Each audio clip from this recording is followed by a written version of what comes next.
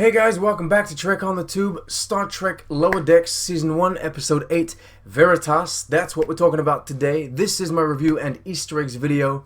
Let's jump right in. This episode was, in my opinion, which seems to be a very rare opinion, the weakest so far. Now, maybe it seems that way only because it came just after what I thought was the best of the season, and so there's some solid contrast going on, but I really don't think that's affecting my judgment too much. I genuinely believe this was a not good episode of Lower Decks. Not an okay, not a meh, an actual not good. And it pains me to say that, truly, because as usual there's so much to love, so much to praise with what was delivered, especially from a technical point of view, but my god, was I disinterested with what was going on. Color me unimpressed. Now, before we proceed, before I start attacking this poor episode, let me just take the time to say and to point out that a lot of people online seemed to have loved this episode. There's actually a lot of people out there that say that this is their favorite of the season so far, so yeah, I mean, be prepared to completely disagree with me and with my opinion. I mean, Bob liked it. Bob liked the episode, didn't you, Bob? Ain't that... Oh, okay. Don't exaggerate. It's not a masterpiece. Come on. Okay, that's enough. Shut up, Bob. Okay. Alright, let's go and let's talk about some of those stronger elements in the episode first. The voice acting, for example, be it by the regular cast or the guest appearances, was impeccable. The creativity of the visuals and the quality of the animation were fantastic, the directing worked fine, and many individual bits or gags worked very well also. From Tendi censoring her story to the Romulans just hating on the Remans for no reason. But plot-wise, it didn't work. Not only was the twist too far-fetched to be believable, but I also got this impression that the writing team simply couldn't be bothered coming up with reasons or answers to the issues or inconsistencies or questions one might have about said plot. Frankly, it felt lazy, which blows my mind, because that's not at all a word I would use to describe this show. And yet, this episode gave us multiple short stories delivered in a sort of anthology format without ever weaving them together in any kind of truly rewarding fashion. Each individual story not only felt detached from the greater overarching plot of the episode, which was the trial but not really, but they also felt detached from each other, even if they were all supposed to be parts of one single adventure. It is possible to reconstruct the covert mission well enough in your mind, what happened, that is, even if it does take a few watches and I suppose more concentration than should be required. Why certain things happened, however, as we just mentioned, the episode does not explain. I mean, the whole thing was confusing at best, although convoluted would probably be a more appropriate word. Again, this is some people's favorite episode, so maybe I'm just missing something. Maybe there's something that I didn't catch. Maybe I'm the problem. Not a word. Not a single word from you. Just leave it be. Anyway, to each their own, I guess. It's a good thing that tastes vary in this world, and it's not my intention to take away from the enjoyment that other people had. You know, it just baffles me, I suppose. Star Trek Lower Decks is more than just an animated Star Trek parody. It's not a Star Trek animated parody at all, actually. It's an animated Star Trek show that happens to be comedic in nature, nuance. In any case, one of the big complaints online is that the show relies too much on references or Easter eggs in order to have the comedy work or get its points across, or even exist. People actually complain about the show simply existing for the sake of using references. And although I disagree entirely when it comes to the show, generally speaking, here, for this episode, I do find myself agreeing with that statement. Many of the references to other iterations of Star Trek seemed forced into place.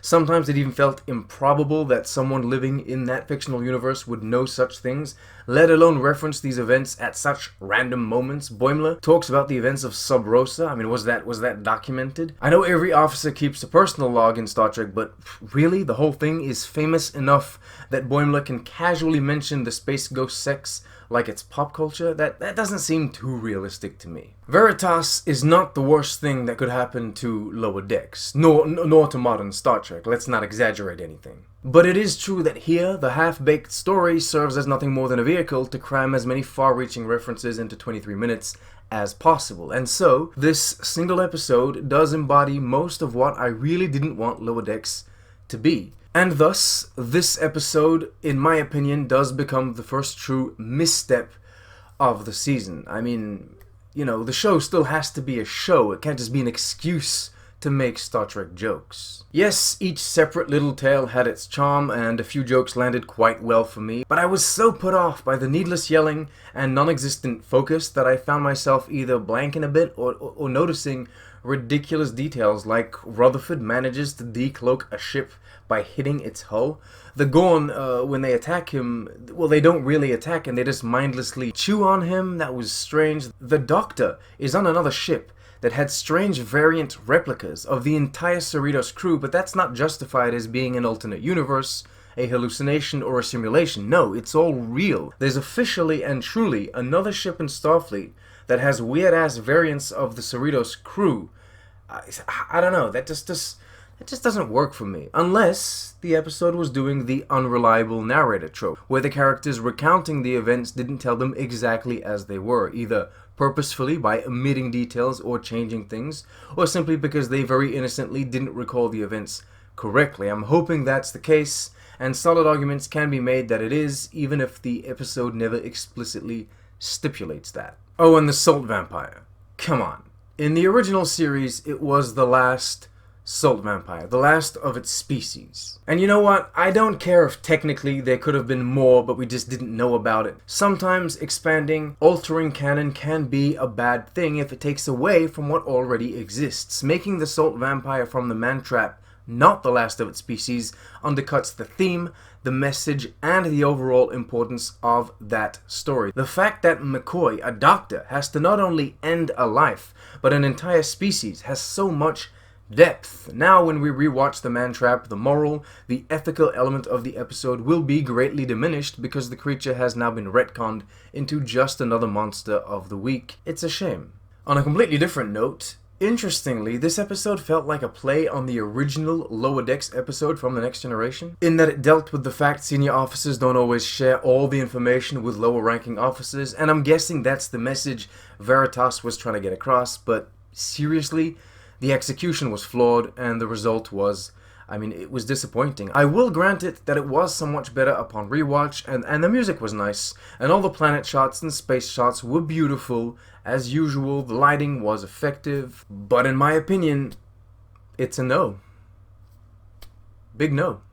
Alright, on that positive note, on that overwhelmingly positive note, let's move on to the Easter eggs and references I could find. There were so many, they were all thrown at our face, it was so much, but let's talk about them naturally, starting with Q.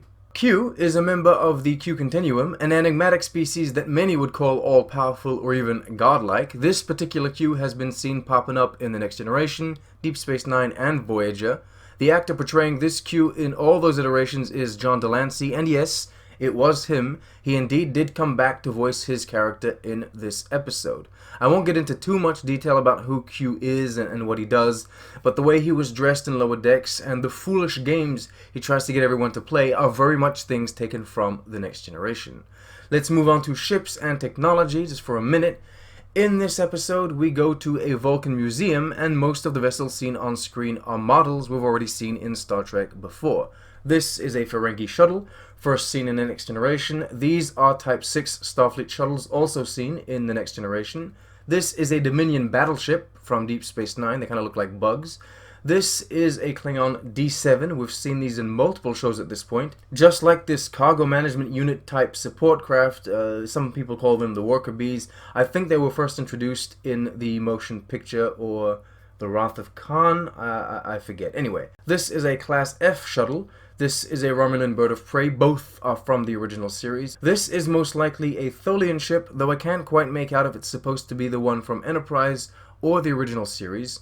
Of course, here I'm talking about the remastered version of the original series because the original ship looked like this. Here we can see the Taplanahath, the ship used when humans and Vulcans first met. We've seen this ship both in First Contact and in Discovery.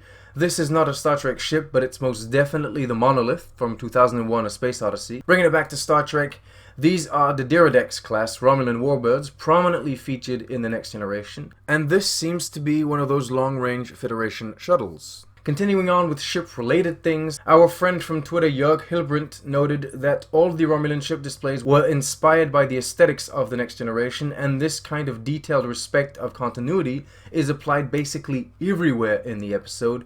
The Romulans are wearing Next Generation style uniforms and using Next Generation style weapons.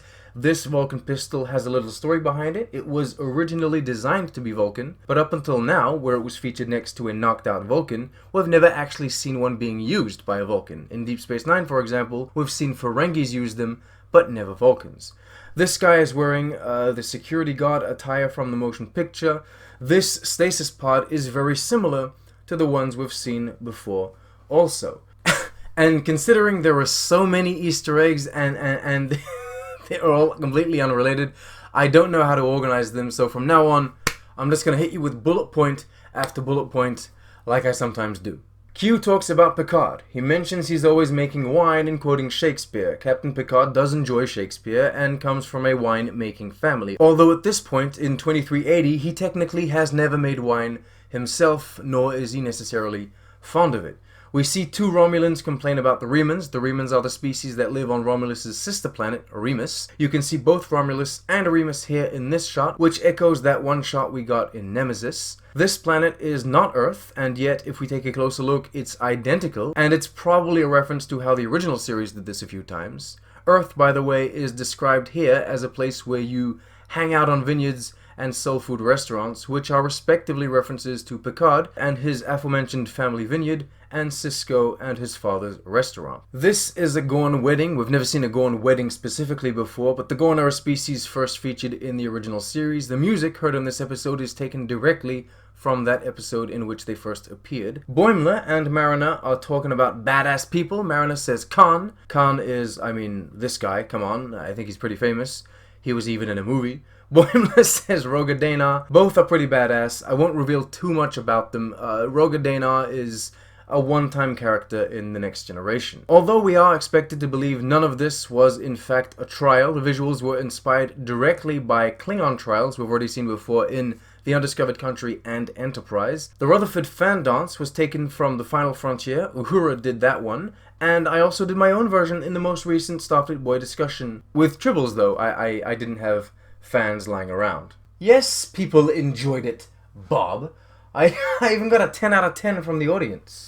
Thank you very much. Moving on, Shax called the knocked out Vulcans Spock and Spock, which is a reference to Spock and Spock. He also talks about a flesh-eating denobulan bacteria. I don't know what that is, but this is a denobulan. The Salt Vampire, we've talked about that. It's from the original series. Boimler mentions the events of Sub Rosa, a different episode of The Next Generation, let's say, and he even name drops the episode Drumhead. He also talks about that giant Spock on Phylos, which is something from the animated series. I do want to finish this by talking a bit about that variant crew that we see on the ship that the Doctor goes to. The ship is called the Alhambra, first of all, which is yet another little city in the state of California, so that's consistent with all of the other ship names we've seen so far. The crew variant has two species that we know of, this one and this one. They are an Antaran and a Kalon. Also, the Doctor mentions this is some sort of alternate reality, possibly. Well, that's one of her theories. That is, I think she says ultimate dimension. Anyway, that is a reference to a special episode of The Next Generation where Dr. Crusher gets kind of trapped in her own reality, her own universe. And that's it. Oh my god, so many Easter eggs. What did you think of the episode? Did you dislike it as much as me? Did you like it as much as Bob over here? Please don't encourage him. Even if you like the episode, just, don't tell him. Tell me in the comment section below. Thank you so much for watching. As I said, don't forget to like, subscribe, share with your friends. Please do consider supporting this channel on Patreon. And of course, live long and prosper.